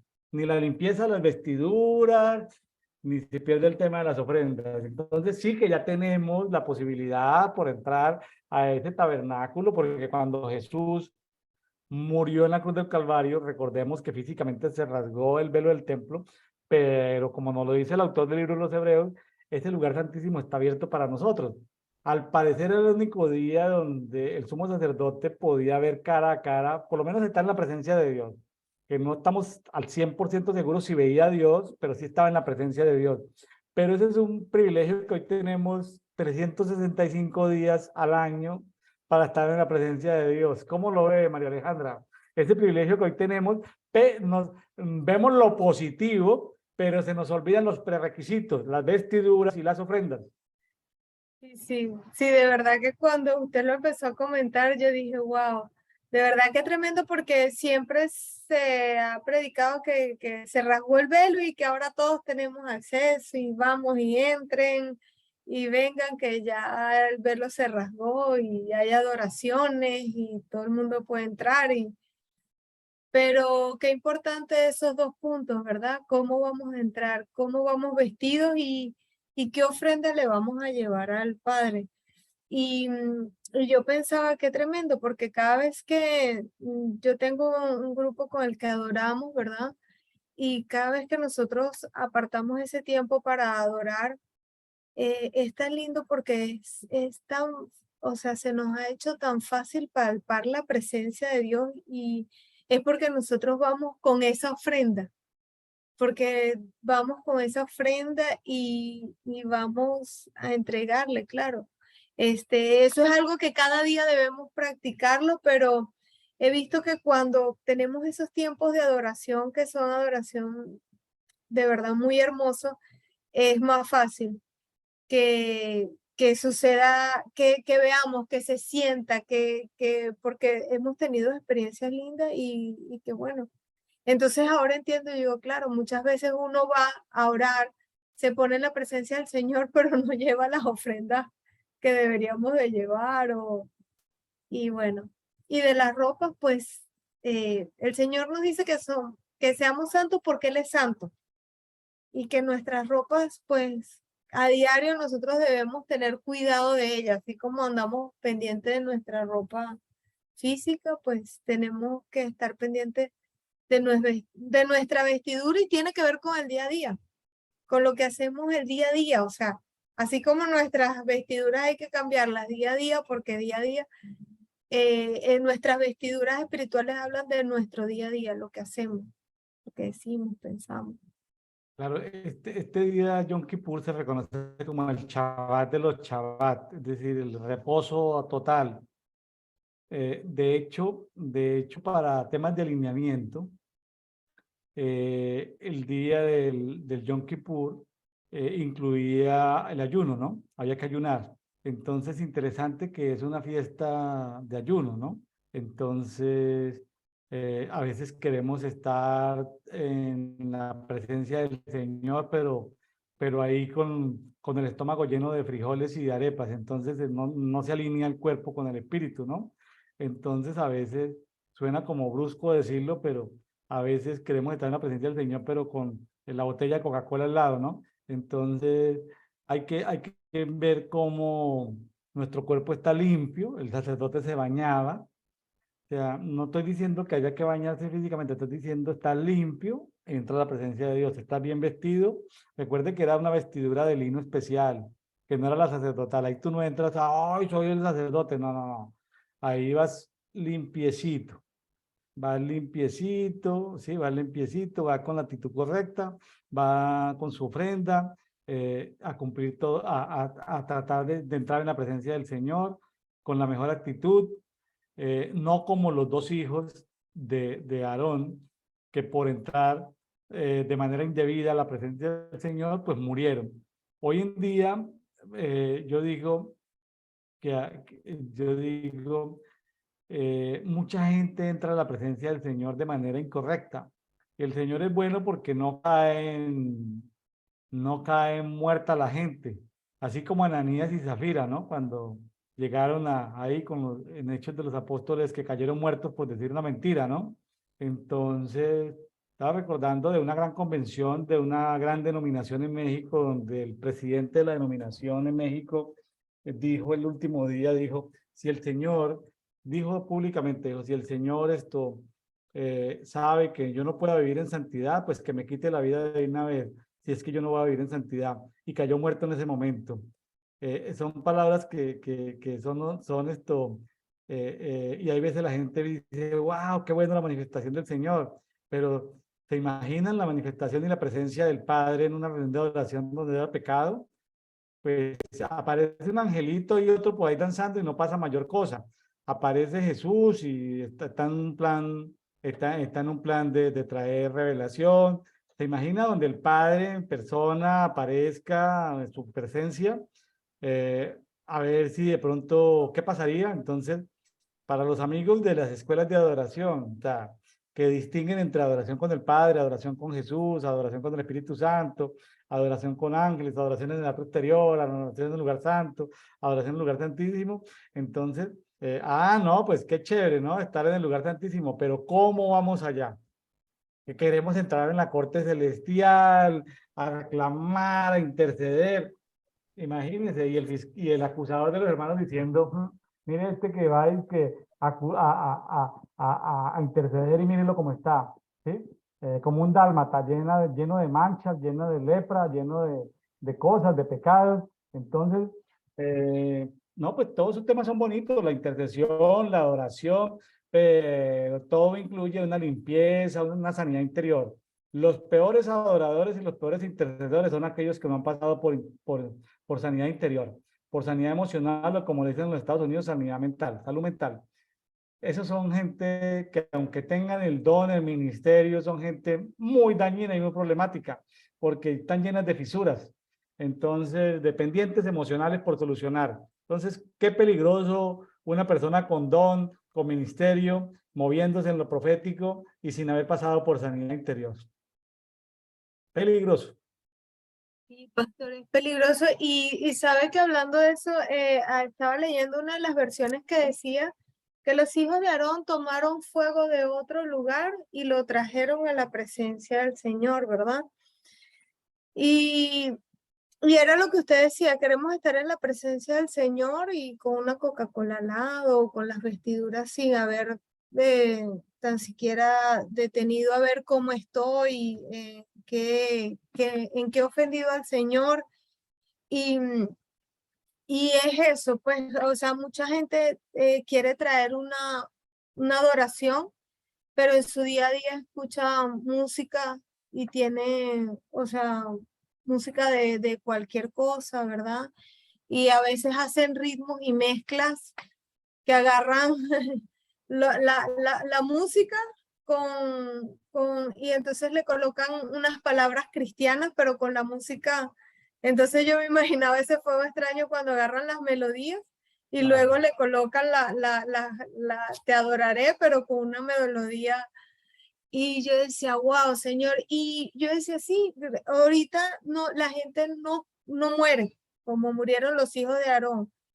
Pero cuántas personas, y lo digo con mucho temor y temblor, pastor, y que Dios, pero a nivel espiritual, cuántas personas están muertas por causa de haber traído ese fuego extraño, o ministerios se han apagado, o personas que han quedado estancadas, que uno muchas veces dice, bueno, pero esta persona venía así, ¿qué pasó? Quedó como estancada, está como pasó algo, porque incluso muchas veces yo tengo pues 20 años siendo cristiana, un poco más, un poco menos de 20 años. Y en ese tiempo he vivido muchos pues altos y bajos y muchas veces yo decía, bueno, Señor, pero ¿por qué me cuesta hoy en día hacer esto? ¿Por qué me cuesta si antes lo hacía tan fácil? Entonces veo que cuando uno hace lo que no está bien delante del Señor, pues también puede venir eso, puede venir una muerte, puede venir algo espiritual que la gente no sabe por qué está así y pues eso. Claro. Sí, y el Es, apóstol Pablo lo decía, ¿no? De cuando la gente toma indignamente la comunión del Señor, muchos duermen. Eso es estar muerto espiritualmente por haberlo tomado de manera indigna. Simplemente participar no podemos participar en la mesa de Dios y en la mesa de los demonios, porque ¿qué comunión tiene Cristo con Belial? Ninguna. Entonces, ¿por qué vamos a participar de la mesa de los demonios? Y bueno, los pastores tradicionales evangélicos sufren porque en diciembre y en carnaval se les desaparecen los hermanitos, ¿no? Entonces, se aparecen los hermanitos de la iglesia. Es decir, y bueno, y como ellos andan en teologías tan pobres de que tenemos unas veces ciertas, pero muy pobres, de que arrepiéntese, peca y arrepiente, peca y arrepiente. Entonces, ahí están toda la vida pecando y arrepintiéndose de cuánta cosa se contamina. Entonces, Esa no es la idea, ¿no? Estar en ese ciclo de reiterativo de pecar y arrepentirse, pecar y arrepentirse, pecar y arrepentirse, porque no podemos estar, sería como estar matando a Jesucristo en cada vez que pecamos y cada vez que nos arrepentimos, matándolo y resucitándolo, ¿no? Es un abuso realmente, una burla del evangelio, esas teologías tan pobres, ¿no? Es cierto que abogado tenemos, pero bueno, pero si somos hijos, pues no nos van a dar deseos de pecar. Si en realidad somos hijos, no pasará por nuestra mente el más mínimo deseo de pecar. Si no somos hijos, pues seguramente nos darán deseos de pecar. Entonces, aunque los hijos a veces pecamos, pero ahí tenemos al abogado, ahí lo tenemos, pero bueno, son cosas excepcionales, no son pecados deliberados como mucha religión, mucha gente que practica la religión evangélica o carismática, ¿sí? O católica lo puede practicar, que creen que pueden pecar y arrepentirse, pecar y arrepentirse, y bueno. María Alejandra, si le parece bien, nos vamos a Mateo 27. Tenemos los primeros 30 versículos. Ahí tenemos varias opciones, o puedes leer, explicar, como quieras. Es decir, tenga la libertad. Algunos amigos invitados leen 5 versículos, explican, leen otros 5 versículos, comentan, otros 5 versículos comentan, como quieras, María Alejandra. Mateo 27, del 1 al 30. Cuando Jesús estuvo en el palacio de Pilato, cuando Judas se ahorcó, son como esos pasajes, ¿no? Sí, pastor.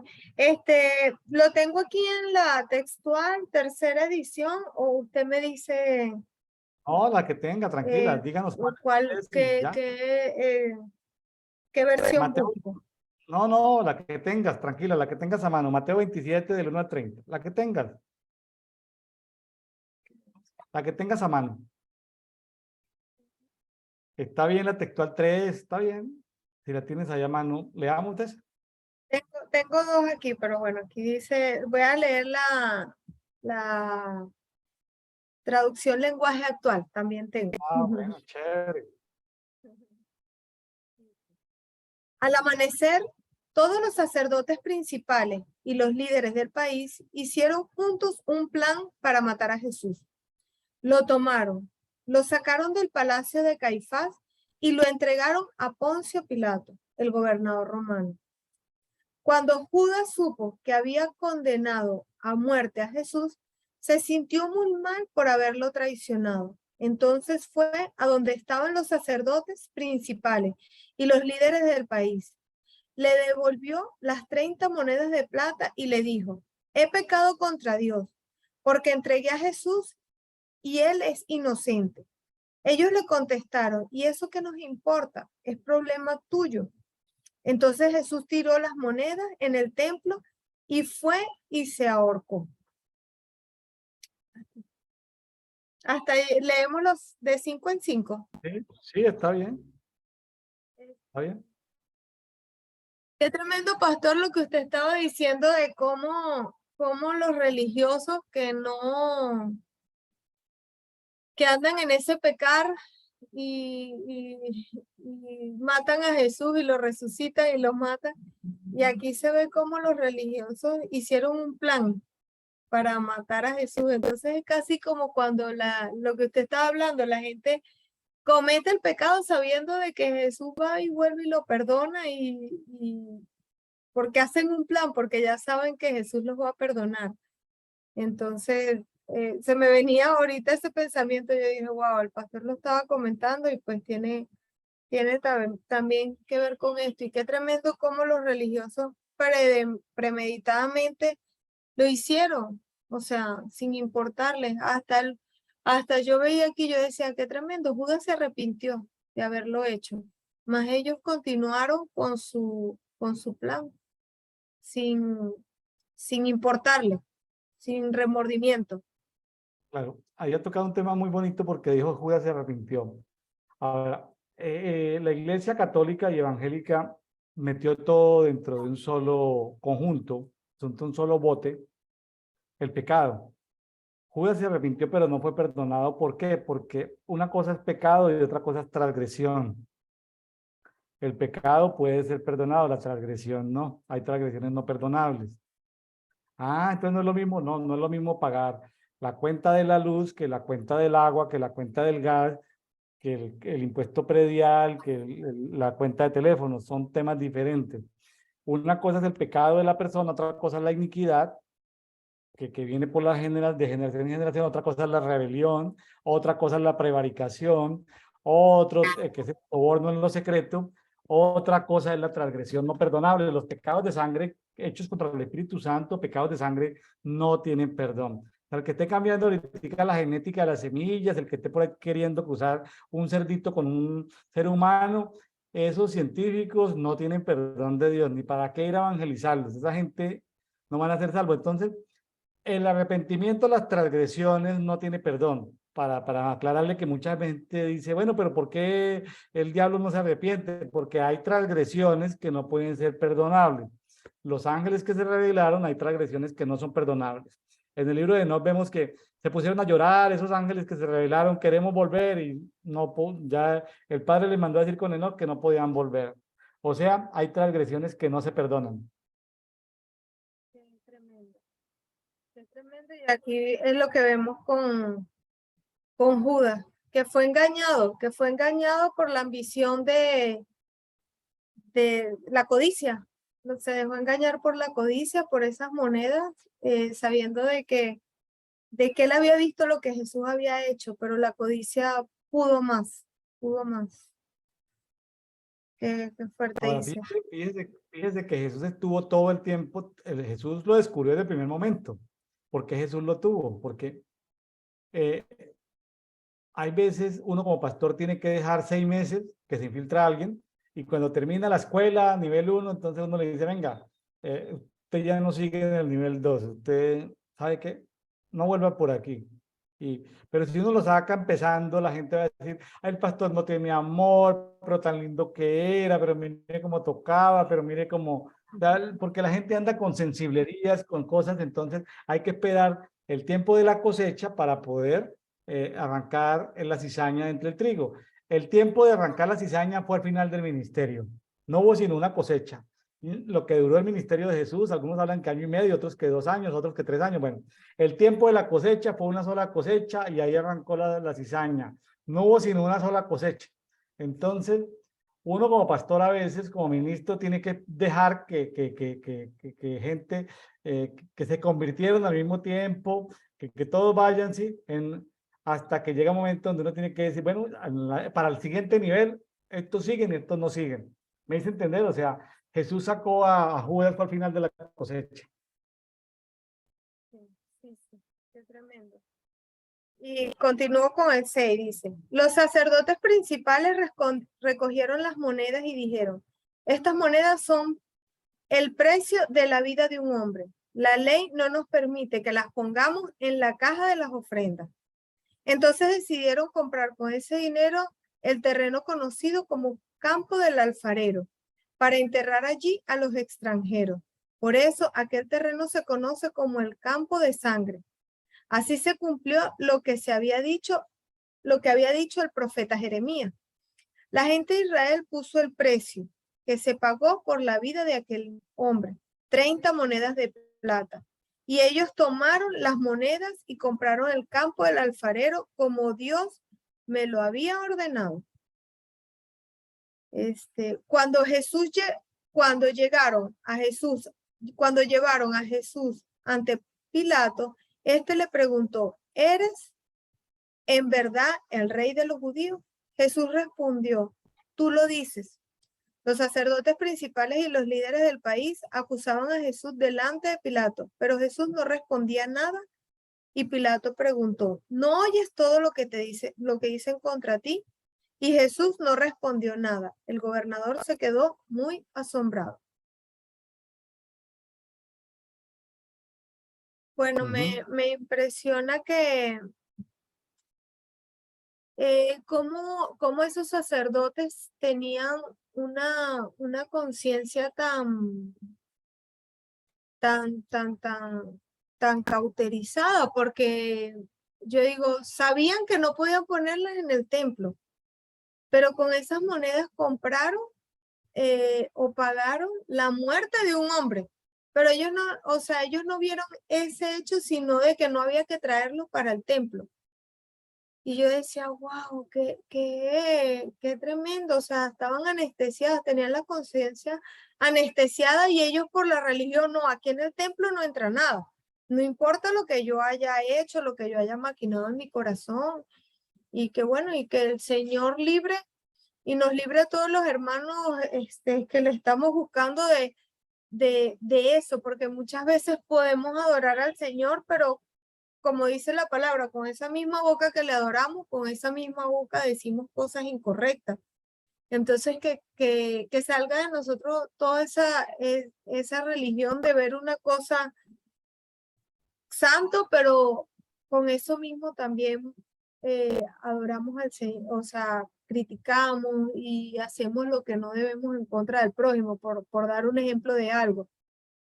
Y yo aquí lo veo, o sea, es lo que veo con respecto a los sacerdotes. Claro.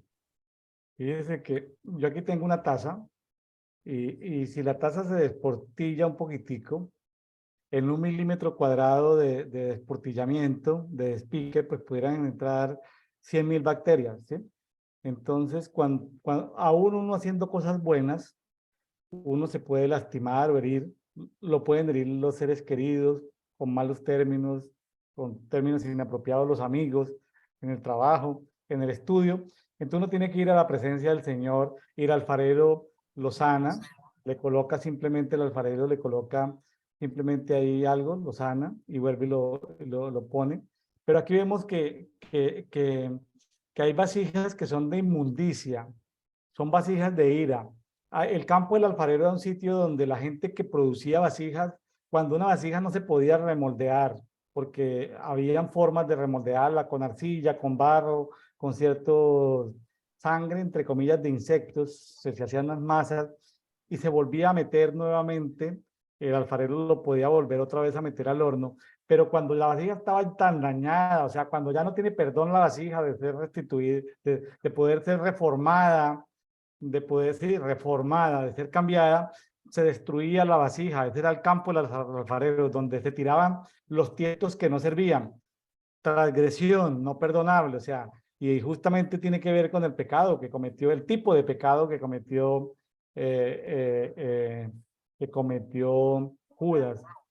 Pecado, transgresión no perdonable. Y fue el tipo de pecado que cometieron los sacerdotes de la época. Transgresión no perdonable. Esa gente no la vamos a ver en el cielo ni un hijo de Belial. Dice que la Biblia versión textual, la Biblia textual 4 es la que trae luz porque aparecen hijos de Belial allá, los de esos benjaminitas que tenían prácticas inmorales, sí, que violaron a la concubina de Levita, allá, los de Benjamín, que casi hubo una guerra entre tribus. Esos hijos de Belial, que eran los dos hijos de Elí, el sacerdote Elí, que era descendiente de Itamar, uno de los dos hijos de Aarón que quedaron vivos ejerciendo el sacerdocio, que eran hijos de Belial. Esos hijos de Belial, un hijo de Belial es alguien que ya no tiene perdón. Cuando Jeremías, cuando Isaías con su amigo el rey Ezequías, ellos entraron en el espíritu y ellos conocían cosas de mesiánicas y hasta el fin del mundo, pues, de apocalípticas, decirlo así. Ellos vieron que el hijo de Ezequías iba a ser malo, ¿sí? Iba a ser el que iba a cerrar por dos a Isaías. Entonces el rey Ezequías pensó en matarlo porque era hijo de Belial. Entonces Isaías le dijo, no hay necesidad, Ezequías, de que mates a tu propio hijo, deja que él cumpla con lo que cuando Belial lo posea a él me va a asesinar, tranquilo, o sea, tranquilo. Los hijos de Belial es alguien por los que no hay que batallar, o sea, es alguien al que no hay que evangelizar, un hijo de Belial. Y la Biblia textual 4 ayudó mucho en Hispanoamérica a aclarar el tema de Belial, porque Cristo y Belial no tienen ninguna comunión, es decir, nada. Es decir, uno puede, vamos a llamarlo de alguna manera, a un hijo del diablo uno le puede evangelizar, sí, pecó, es un pecador, está alejado de Dios, pero a un hijo de Belial no. Porque son los transgresores. Los transgresores no tienen perdón. Es lo que yo hablaba de los que están cambiando la genética de las semillas, los que están haciendo que el tomate venga sin semillas. Esa gente, no, ni para qué les predicamos. Que el cacao venga sin semillas, que luego todas las semillas se las tengamos que comprar a ellos. sí, ya no podamos, que el limón venga sin semillas, esa gente no, esa gente ni para qué oramos por ellos, o sea, ¿sí? Entonces son temas, y también se me viene a la cabeza lo de las ofrendas de sangre. En Colombia hubo un tiempo donde los narcotraficantes ofrendaban mucho, y cuando llegaban ofrendas a las iglesias, los pastores decían, wow, el dinero del injusto está pasando al justo, porque claro, un pastor aguantando hambre y le trae el narcotraficante miles de dólares, pues siente que es una bendición. Pero el Señor explicó que casi todas las iglesias donde se recibían ofrendas de narcotraficantes se secaban. Y vemos que este era algo de sangre. Por lo menos los fariseos de la época sabían que no se podía traer ofrendas manchadas de sangre. Estos pastores evangélicos colombianos que recibieron ofrendas de narcotráfico se apagaron completamente. Esas iglesias ya no existen. Las iglesias se apagaron, entraron en un apagamiento. Voy a hablar en términos mexicanos. Apagamiento, porque en México uno puede inventar las palabras que no existan, uno las puede inventar. El apagamiento, eso es lo bonito del español mexicano. El apagamiento de esas iglesias se debe haber recibido ofrendas manchadas de sangre. O sea, ofrendas que tengan que ver con muerte de gente no se pueden recibir. Herencias que tengan que ver con muerte no se pueden recibir. Entonces, qué interesante ir entendiendo estos temas. Y por allá en Levítico aparece que la sangre, que la inmundicia de la sangre de no sé qué, el animal derramado, bueno, hoy en día también uno dice, estamos en el tiempo de la gracia, sí, pero en el tiempo de la gracia no se le ocurra recibir ofrendas que tengan que ver con sangre o que tengan que ver con narcotráfico porque está conectado con la sangre. Entonces, ya no estamos en el tiempo de la gracia, pero vea, el Espíritu dice, aquí no está mi lugar, chao, nos vemos. Se contrista el Espíritu Santo y eso se apaga y se acaba.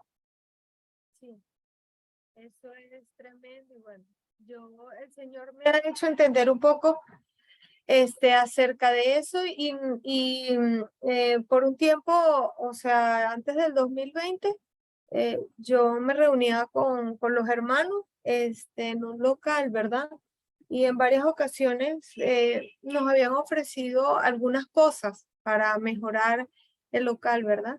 Y el Señor me decía de que no lo recibiera. O sea, si no tenía pues, la pintura, que lo dejara así, o si no tenía, entonces que dejara así. Y wow, es tremendo cómo el Señor nos guarda porque uno muchas veces no sabe de dónde viene eso. Y, Claro, podría hablar claro. muchas cosas más, pero mejor no las digo. Sí, sí, sí, está bien, no, no vaya a decir esto, cosas que la comprometan aquí. Bueno, seguimos entonces con el 15, 27-15. Seguimos con el del 27 al 15. Del 27-15 en adelante, perdón. Dice, durante la fiesta de la Pascua, el gobernador tenía la costumbre de poner en libertad a uno de los presos, el que el pueblo quisiera. En ese tiempo estaba encarcelado un bandido muy famoso que se llamaba Jesús Barrabás. Pilato le preguntó a la gente que estaba allí, ¿a quién quieren ustedes que pongan en libertad? ¿A Jesús Barrabás o a Jesús, a quien llaman el Mesías? Pilato preguntó esto porque sabía que por envidia los sacerdotes principales y los líderes acusaban a Jesús. Mientras Pilato estaba juzgando el caso, su esposa le mandó este mensaje: no te metas con ese hombre, porque es inocente. Por causa de él anoche tuve un sueño horrible. Mientras tanto, los sacerdotes principales y los líderes convencían a los que estaban allí para que pidieran la libertad de Barrabás y la muerte de Jesús.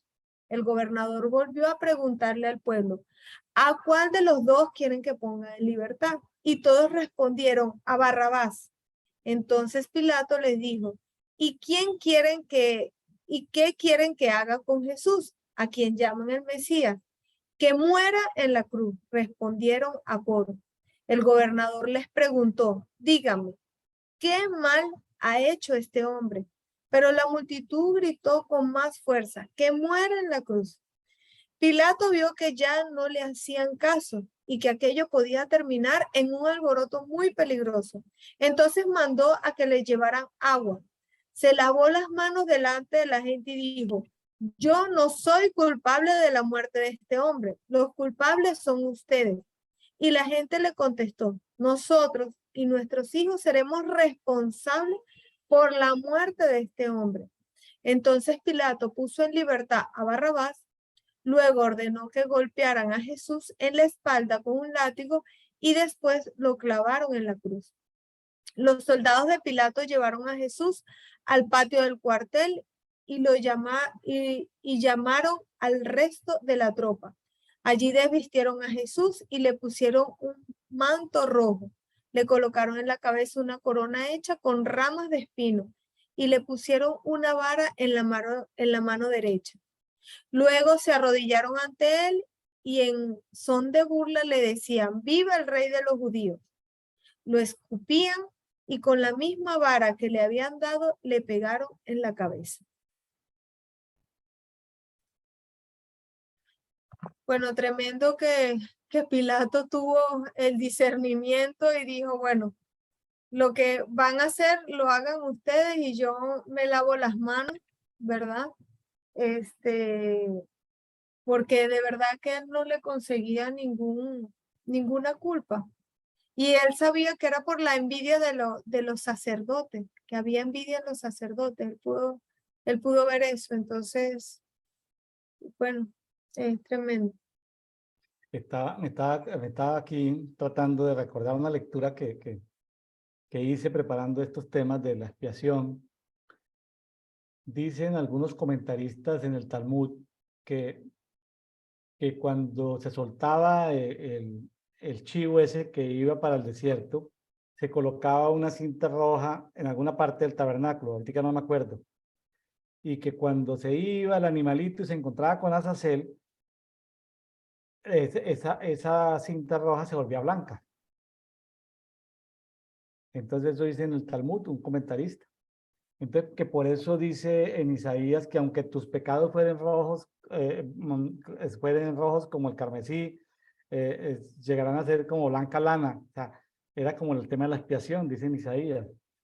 Pero también estaba recordando que los comentaristas dijeron que 40 años antes de la destrucción del templo, es decir, entre el año 70 después de Cristo y el año 30 después de Cristo, que se ponía en el día de la expiación, que se ponía la cinta roja, que es la única época en toda la historia de la celebración de la expiación que no se cambió de color, rojo, no pasó a blanco, sino que se quedó rojo. Es decir, siempre en la celebración de la expiación, el rojo, la cinta roja, pasaba a ser blanca. Pero Jesús aquí fue la expiación, se le puso un manto rojo, vea la colocación de la cinta, lo que hablan estos comentaristas del Talmud. Entonces estaba yo cavilando y tratando de enlazar que en esos, prácticamente, el tema de la expiación fue reemplazado por Jesús. O sea, ya no necesitamos hacer la celebración de la expiación como está ya, porque ya Jesús es la expiación y es el perdón. Entonces, y podemos acceder al lugar santísimo. ¿Qué quiero decir con eso? Que eso nos va a impedir que leamos la celebración de la expiación. No, eso no impide que la estudiemos. Que entendamos los elementos proféticos. No, eso no estoy diciendo eso. Que no celebremos el día de Yom Kippur, un día de oración, de arrepentimiento, de ayuno. No, no estoy diciendo eso. Lo que estoy diciendo es que Jesús es nuestra expiación. ¿Sí? Él ya es nuestra expiación. Ah, qué interesante. Y lo confirman los del judaísmo. Fíjense que los del judaísmo, sin saberlo, nos lo están confirmando. De alguna manera nos están confirmando que después de eso ya la expiación ya no funcionaba, la expiación como funcionaba, ¿no? Como era la tradición de la ley de Moisés. La ley de Moisés fue cambiado el antiguo pacto por el nuevo pacto. Qué interesante que el nuevo pacto empieza es cuando se celebra en días anteriores, en esos días, se celebra la celebración de la Pascua, que dice, este es el nuevo pacto en mi sangre. Ahí aparece el nuevo pacto. Por eso esa contienda entre los biblistas que dicen que el nuevo pacto empieza en ese momento y no antes. Entonces que Mateo, Marcos, Lucas y Juan no son del nuevo pacto, sino que son libros pre-nuevo pacto de transición, pero que el nuevo pacto empieza ahí, en fin. Por eso es correcto decir Nuevo Testamento, decir Nuevo Pacto, pero aquí ya estamos hablando del Nuevo Pacto, el manto de púrpura ya es diferente. Se puso la señal de la cinta roja, del manto rojo, pero ya no funcionó el antiguo pacto, ya estábamos en el nuevo pacto. Qué interesante esto, que lo uní ahorita en mi mente. No lo he preparado porque fue unas lecturas que tuve por allá del Talmud, no sé qué cosas, de las tradiciones, para entender algo más que hay allí. Qué interesante que Jesús es nuestra expiación, ¿no? Y ahí vemos que de eso se trata, ¿no? Jesús pagó un precio de sangre. En el antiguo pacto, pues eran los animales los que derramaban sangre. En el nuevo pacto fue la sangre de Jesús, ya no se necesita que derrame más sangre. Ahora, que si algún mártir existe, esa sangre no sirve para salvación de pecados, sirve para otras, para obtener seguramente algunos bienes venideros, ser tenido en cuenta, en fin, pero porque Babilonia sigue devorándose a los profetas, a los hijos de Dios, los sigue martirizando y bebiendo de la sangre de los hijos de Dios, pero ya no serán para la salvación de la humanidad. Entonces, fíjese cómo hoy hemos visto la expiación en el antiguo pacto y la expiación en el nuevo pacto. Qué bonito, vean. Y celebremos el Yom Kippur, es decir, y si alguien lo celebra, déjelo. Y si está en versión 1, tratando de verlo en versión 1, en versión 2, lo importante es que no se vaya al judaísmo, ¿no? Porque se van y de pronto no vuelven, ¿no? Estudiando raíces de teorías, de pronto no vuelven, estudiando la parte profética, pero por lo menos dele gracias a Dios porque Jesús es ese cordero inmolado de antes de la fundación del mundo que resucitó para expiar nuestros pecados, ¿no? Entonces, pero hay elementos muy profundos, la limpieza, los vestidos, las ofrendas, que no podemos olvidar en el nuevo pacto. ¿Sí? Qué lindo ese capítulo que usted nombró de Isaías, que es capítulo 1 de Isaías, ¿verdad?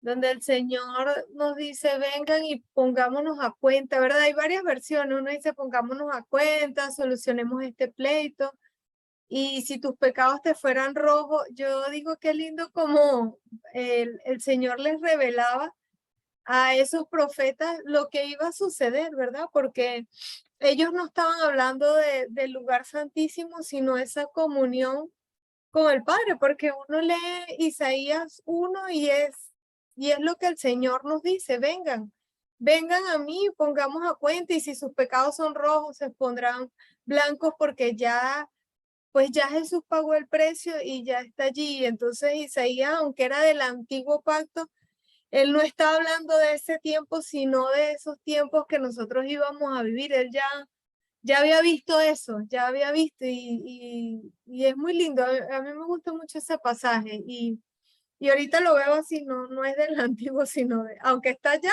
pero él estaba bien actualizado. Déjeme decirle que mucha gente que vivió en tiempos, ojo lo que va a decir, comillas, gente que vivió en tiempos del Antiguo Testamento alcanzaron a entrar en el nuevo pacto.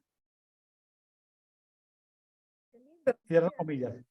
Gente del Antiguo Testamento alcanzó a vivir en el nuevo pacto. Ahí le dejo esa perlita.